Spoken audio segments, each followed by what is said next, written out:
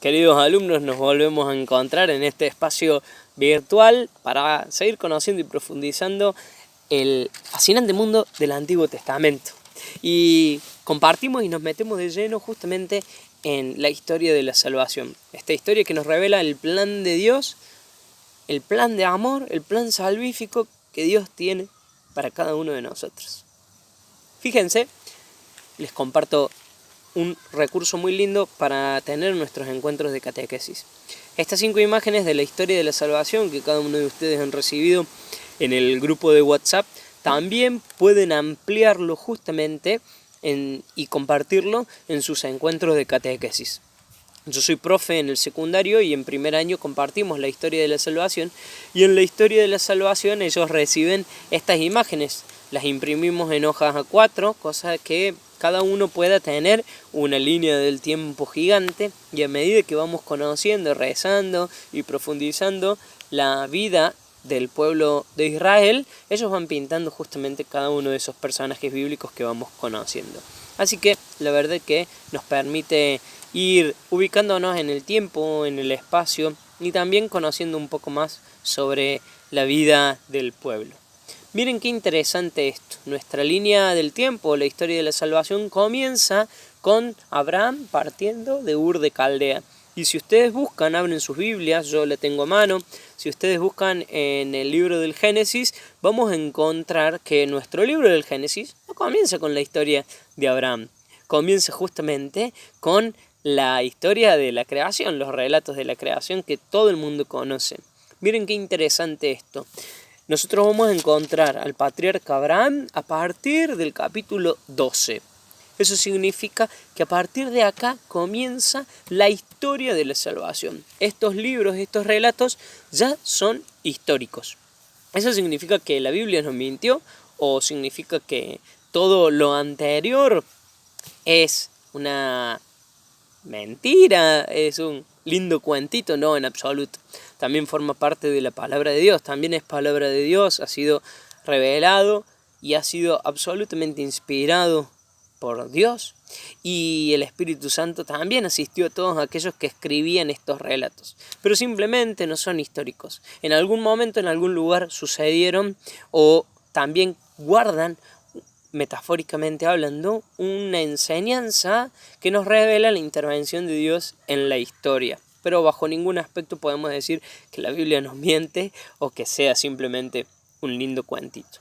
Volviendo a nuestro relato y metiéndonos de lleno en la historia de la salvación, si ustedes tienen una Biblia a mano, los invito a que puedan abrir el libro del Génesis. En el capítulo 12, al comienzo de Abraham, leemos la vocación de Abraham en el versículo 1 al versículo 4. Todo el mundo sabe que vocación nos remite al llamado, ni más ni menos en este caso el llamado de Dios. En palabras del Papa Francisco, Dios siempre nos primerea. Y esto también a nosotros catequistas. ¿Vos creés que llegaste a la previa por casualidad? ¿O pensás que a lo mejor te obligaron o no te quedaba otra? Y sin embargo, fue Dios el que te llamó. Fue Dios el que te primero. Fue Dios el que fue moviendo las fichas y acomodando todo para poder encontrarte a vos justamente en este hermoso lugar de encuentro, de oración y también de reflexión comunitaria. Los invito ahora sí a que leamos juntos Génesis 12 del 1 al 4.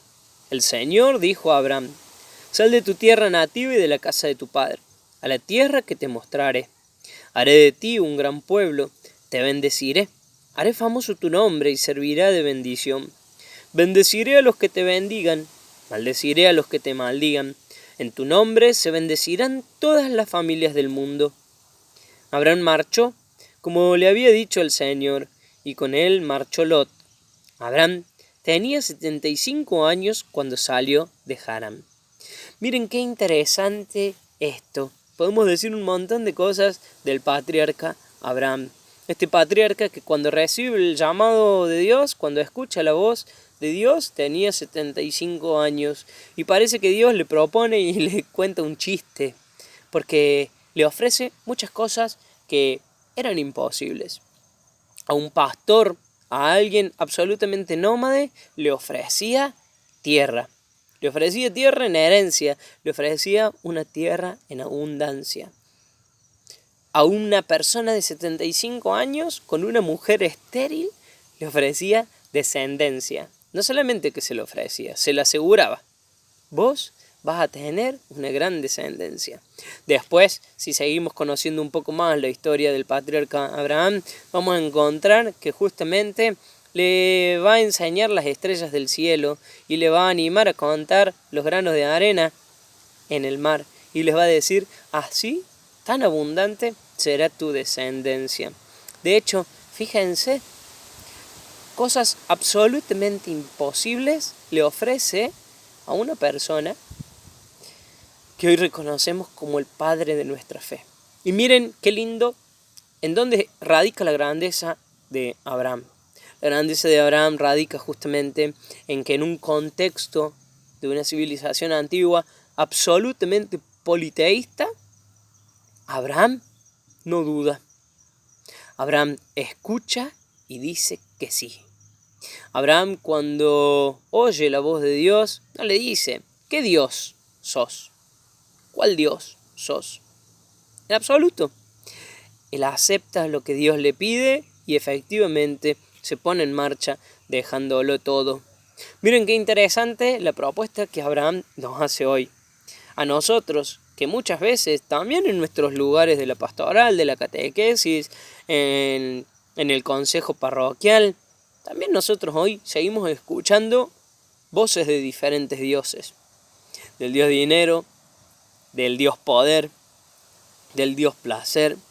Y así cada uno puede ponerle el nombre que quiera a ese Dios que muchas veces hace que no nos deje escuchar la voz del verdadero Dios. Y mucho más aún, la invitación a dejar todo cuando escuchamos la voz de Dios. ¿Estamos dispuestos? Muchas veces nos cuesta. Y realmente es una linda invitación a dejarnos interpelar por este Dios que cuando te llama, lo hace pidiéndote muchas veces cosas imposibles. Pero sabiendo que Él te acompaña, sabiendo que Él está a tu lado y sabiendo también que nada ni nadie podrá detenerte en el camino. Si nosotros continuamos compartiendo justamente en los capítulos 15, sobre todo del versículo 1 al versículo 7, los invito a que después puedan profundizar y puedan hacerse un tiempito para meditar con estas palabras. Justamente aquí Abraham recibe la propuesta de sus hijos y recibe la certeza de Dios de que va a ser bendecido con descendencia. Y miren qué interesante. Sabemos muy bien que Abraham tendrá como hijo a Isaac junto a Sara. Isaac significa en hebreo, Dios me ha hecho reír. Porque justamente esas fueron las palabras de Sara cuando conoció esta propuesta de Dios. Este Dios que nos hace reír con sus locuras. Este Dios que contándonos cosas imposibles las convierte en posibles. Este Dios de promesas cumplidas que justamente nos invita a pensar que Él está siempre con nosotros. Y este Abraham que justamente continúa su vida, su paso por el camino, confiando y siendo fiel. Y ahí radica también la grandeza de los patriarcas. Saben muy bien que Dios es un Dios fiel a las promesas que realiza. Saben muy bien que Dios realmente está con ellos. Y siéndole fiel a Dios, Dios también está a cada paso que realizan. Pero miren qué interesante, porque después justamente de la vida del patriarca Abraham, encontramos al patriarca Isaac. Todo el mundo justamente debe reconocer y debe recordar cómo en Génesis, a partir del Génesis 21 y particularmente en el Génesis 22, encontramos la vida del patriarca Isaac, este hijo de Abraham, que también en el capítulo 22 nos invita a pensar en teoría en una prueba que Dios le pone al patriarca Abraham. Durante muchos siglos, los exégetas bíblicos, los estudiosos en Biblia, pensaban que justamente este podía ser una prueba de Dios para Abraham. Este Dios que le pide a Abraham, los invito después a que puedan profundizar todas las citas bíblicas que encontramos en el PowerPoint, pero este Dios que le pide a Abraham justamente que ofrezca en sacrificio a Isaac, que lo lleve al monte y que lo sacrifique. Todo el mundo sabe cómo termina esta historia. Si no la saben, no se las voy a spoilear y los voy a invitar a que puedan profundizar. Pero más allá de eso, hoy por hoy los exégetas bíblicos modernos nos invitan a pensar que en realidad esta no era una prueba para Abraham en absoluto. Al contrario, es una demostración de que Dios, el Dios en el que creemos, el Dios que seguimos, justamente es el Dios de la vida. Es un Dios que apuesta por la vida, ¿sí? Y que la defiende a cada momento. Miren qué interesante esto. Muchas veces escuché, y algunos alumnos también me han dicho, yo prefiero el Dios del Nuevo Testamento. Un Dios misericordioso, un Dios que escucha, un Dios que está cercano. Y no un Dios del Antiguo Testamento que castiga, un Dios que no le interesa el pueblo, un Dios que provoca muertes. Y sin embargo acá justamente encontramos la historia del pueblo de Israel en donde se nos revela al Dios de la vida. Entramos de lleno en el libro del Éxodo, pero antes hacer una aclaración. En estos días estaría buenísimo que podamos ir llevando a cabo la lectura del libro del Génesis, sobre todo a partir del capítulo 12 y los primeros capítulos del libro del Éxodo, ¿sí? Sobre todo tratar de hacer la unión entre los últimos capítulos del libro del Génesis y los primeros del Éxodo. ¿Por qué? Porque nosotros no lo vamos a leer en clase y porque realmente tampoco vamos a profundizar mucho, pero sí estaría buenísimo que ustedes puedan ir haciendo o ir llevando ese hilo conductor. Nosotros del patriarca Isaac pasamos al patriarca Jacob, importantísimo en la historia de la salvación.